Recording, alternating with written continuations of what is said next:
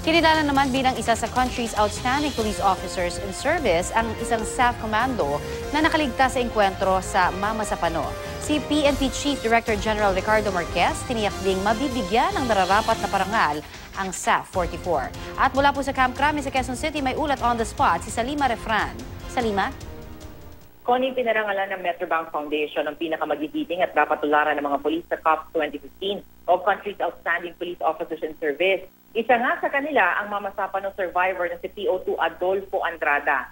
Miyembro si Andrada ng 84th Seaborne na nagsilbing assault team sa Oplan Exodus laban sa teroristong si Marwan.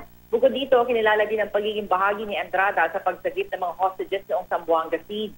Ayon kay Andrada, nararamdaman pa rin niya ang sakit ng nangyari sa kanya at sa kanya mga kasama. Para sa kanya, marapat lang na bigyan ng Medal of Valor ang SAF 44. Hindi raw niya malilimutan o nalilimutan araw-araw ang kabayanihan ng kanyang mga kasama.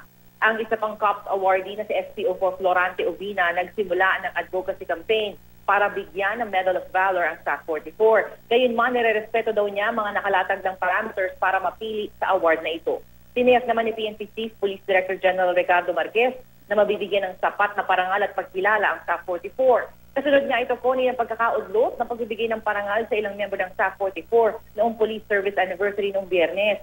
Ayon kay Marquez, sumasangguni na siya sa NAPOLCOM kung saan o kung paano makakagawa ng paraan na malampasan ang mga restrictive requirements para sa Medal of Valor. Sa ngayon kasi po ay dapat may 2 witnesses na magpapatunay at magpapatotoo ng kabayanihan ng isang pulis para nga mabigyan ng Medal of Valor.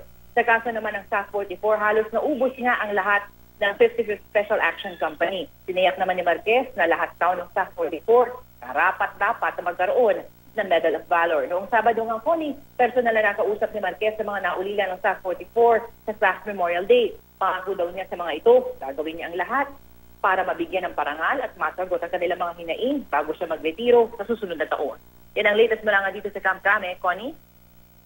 Maraming salamat, Salima Refran.